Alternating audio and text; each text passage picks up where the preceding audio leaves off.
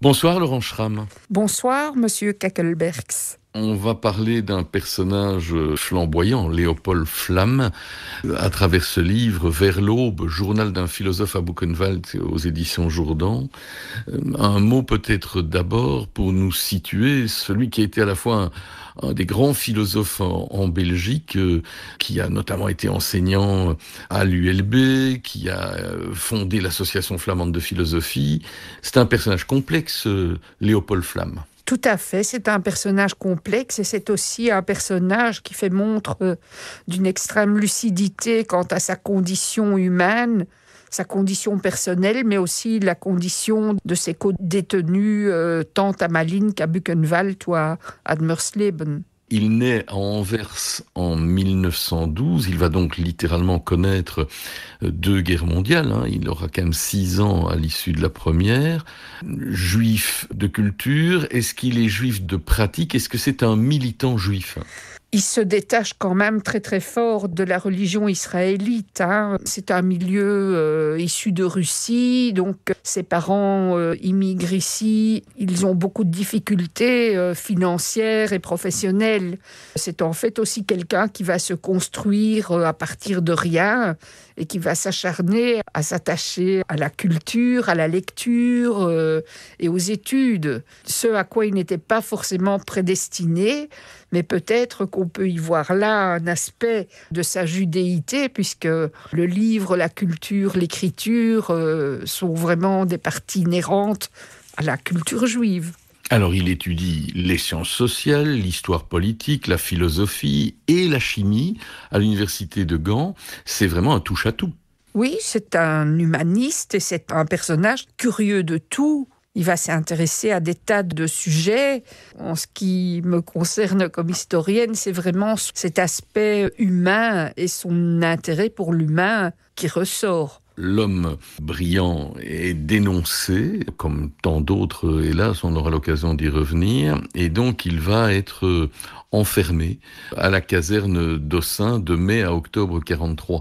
On rappelle peut-être pour celles et ceux qui nous écoutent l'importance de ce lieu où vous travaillez maintenant. D'ailleurs, à l'époque, c'est un lieu de détention lourd, la caserne d'Ossun. C'est le camp de rassemblement pour les Juifs en vue de leur déportation génocidaire vers Auschwitz-Birkenau. Donc c'est là que l'ensemble des Juifs arrêtés pour des motifs raciaux vont être internés, ainsi qu'à la fin d'octobre 1943, également les déportés tziganes. Et donc cela, quel que soit l'âge, et sans ménagement. Oui, tout à fait. Les gens vivent là dans la plus complète promiscuité. Ils sont entassés les uns sur les autres. Quand on lit le témoignage extraordinaire de Léopold Flamm, on voit avec quelle précision il décrit les faits, avec quelle précision il décrit les atmosphères dans les chambrées, le processus de déshumanisation. Il explique qu'il se trouve tout le temps dans le chaos. Il y a du bruit tout le temps.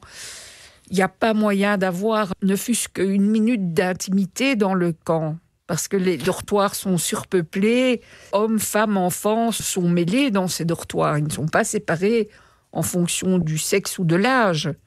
C'est étonnant dans ces conditions-là d'avoir quelqu'un qui va être un diariste, qui va littéralement tenir un journal avec plein d'annotations et plein de témoignages sur cette réalité vécue. Est-ce qu'ils sont nombreux à faire ça ou est-ce qu'il est l'un des rares à le faire et donc l'un des rares témoignages lourds que nous ayons sur le vécu à Dossin? On peut dire que son témoignage est tout à fait extraordinaire parce que des journaux intimes comme ça au jour le jour, on en a, à ma connaissance, qu'un seul, c'est le sien.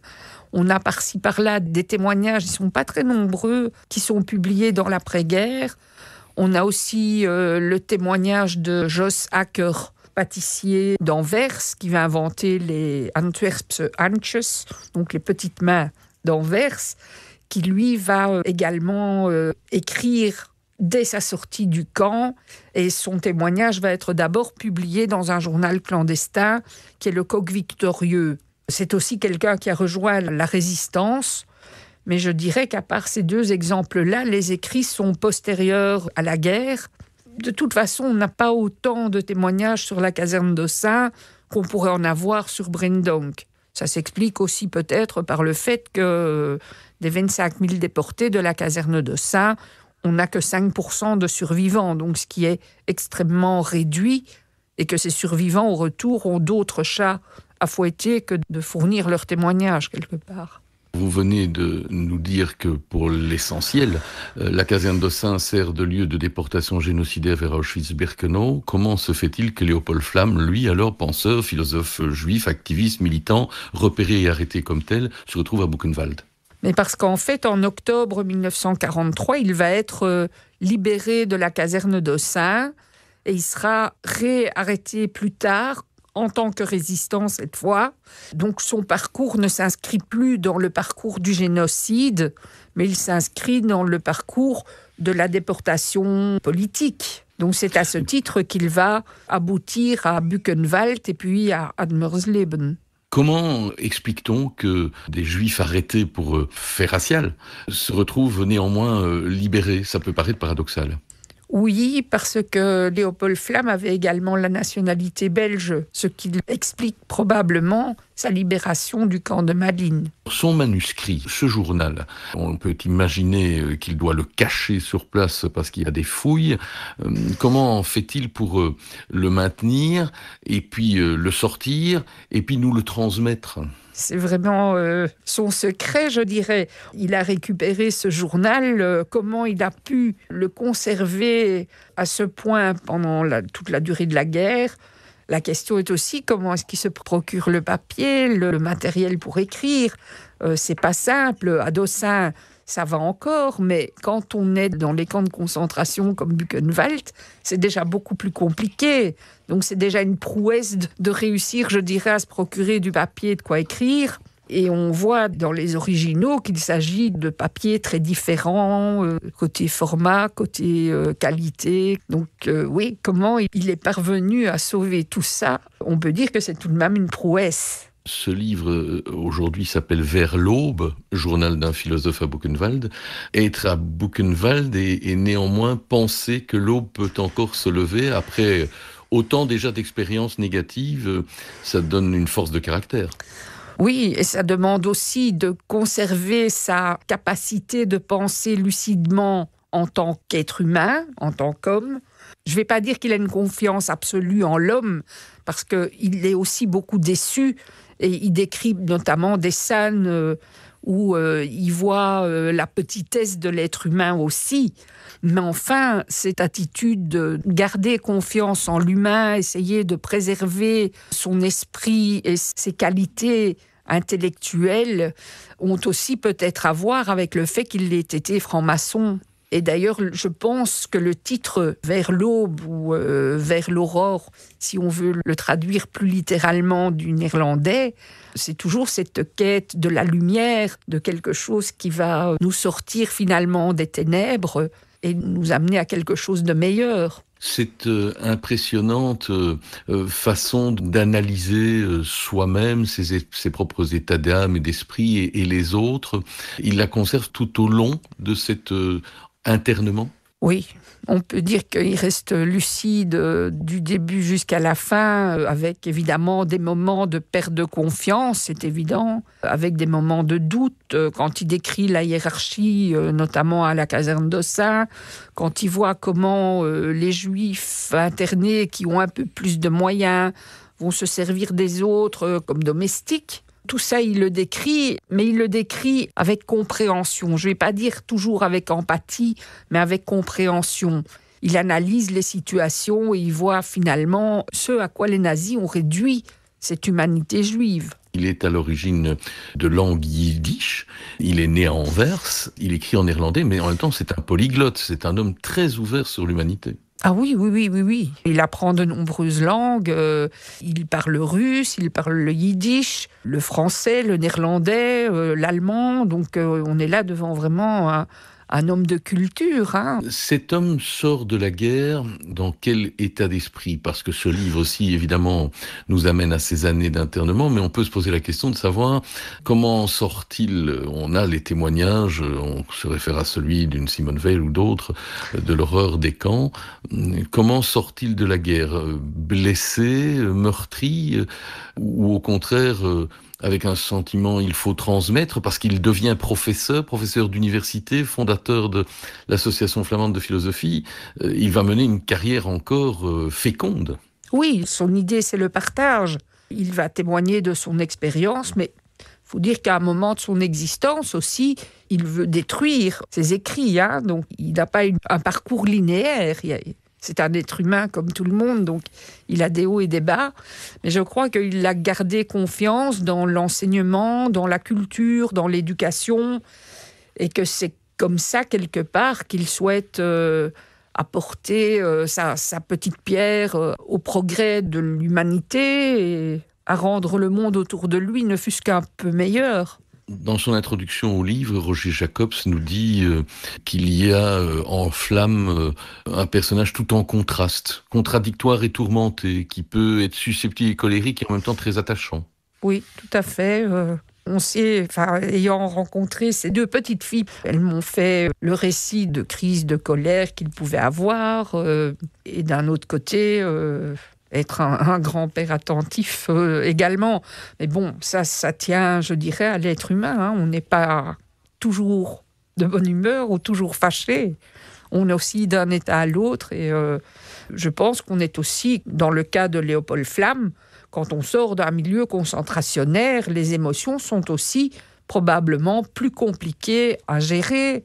Léopold Flamme, c'est un philosophe qui jette un regard sur un milieu où la destruction de l'autre est programmée.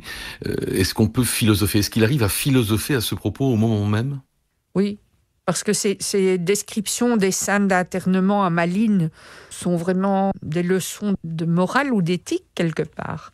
La façon dont il les décrit, je ne vais pas aller jusqu'à dire qu'il y a une certaine tendresse dans ce qu'il décrit, mais il y a de toute façon une certaine compréhension de voir comment réagit telle mère abandonnée avec son enfant qui est malade et qui est interné à Malines, et elle est impuissante.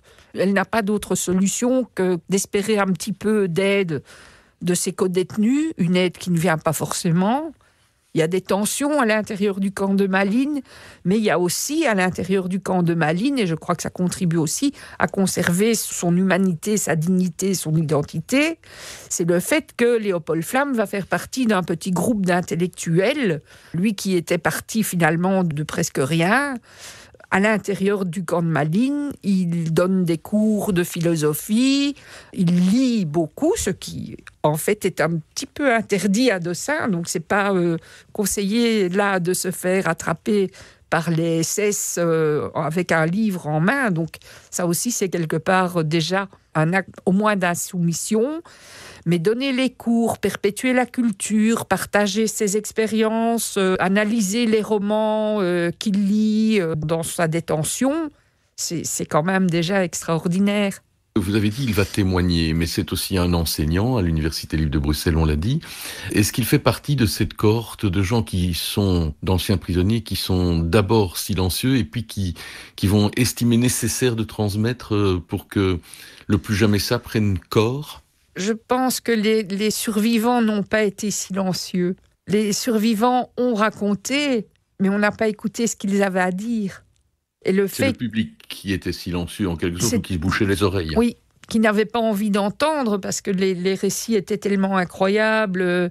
Et aussi, à un moment, les survivants des camps se sont tus parce que, d'abord, l'écoute n'était pas au rendez-vous. Et ensuite, il y a aussi un terrible sentiment de culpabilité, en particulier chez les Juifs qui arrivent à Auschwitz-Birkenau pour des motifs raciaux et qui voient leurs femmes et leurs enfants se faire assassiner. Ils ne le voient pas. Ils savent que leurs proches sont envoyés à la mort et eux, ils reviennent. Et tout le temps, la question lancinante est « Pourquoi moi j'ai survécu et pourquoi pas les autres ?» Eux ont survécu. On est là aussi dans un des paradoxes du nazisme, c'est-à-dire que les femmes et les enfants sont les cibles prioritaires, alors que des hommes, dans la force de l'âge, eux, sont probablement peut-être plus dangereux et plus à même de se défendre. Mais dans l'idée de l'élimination de ce que les nazis appellent la race juive, c'est aux femmes et aux enfants qu'il faut s'en prendre d'abord. Oui, parce que la notion même de génocide entend supprimer à un groupe humain toute possibilité d'existence future. Et ceux qui portent le futur en eux, ce sont les femmes et les enfants. Et donc c'est ce groupe-là qui va représenter en fait les victimes majoritaires du nazisme. Plus de 65% des victimes sont des femmes et des enfants. On voit aussi qu'à la sélection, à l'arrivée à Auschwitz, les femmes et les enfants sont plus sévèrement exterminés que les hommes qu'on met au travail. Mais ça, c'est une autre histoire, parce que Léopold Flamm est conscient de ça. Il sent à Malines qu'on envoie les gens vers la mort. Mais il ne participe plus de cette histoire à partir du moment où lui-même est envoyé à Buchenwald en tant que résistant et a plus de probabilité, de chances de survie que quelqu'un qui est déporté pour des motifs purement raciaux. Il a fait quelque chose. Si vous deviez, au bout du compte, Laurent Schramm, qualifier cet ouvrage « Vers l'aube, journal d'un philosophe à Buchenwald », si vous deviez nous dire pourquoi il faut le lire. Parce qu'il est indispensable. C'est un constat sur l'humanité, c'est un constat sur les comportements humains, dans tout ce qu'ils ont de positif ou de ce qu'ils ont de négatif. Mais on a là une analyse de la situation qui est très précise, qui est très lucide. Je peux dire que je trouve pas un autre qualificatif pour Léopold Flamm à part cette idée de lucidité, parce que dans toutes les situations, il garde la tête sur les épaules, il analyse froidement ce qui se passe autour de lui. Donc c'est un homme d'esprit. Et le livre est vraiment très bien écrit. Il se lit très facilement. Je l'ai lu à plusieurs reprises en néerlandais puis en français. C'est un must. Vers l'aube, journal d'un philosophe à Buchenwald. Ce journal tenu par Léopold Flamm, que vous pouvez retrouver en français aux éditions Jourdan. Merci d'être venu nous en parler, Laurent Schramm. Merci.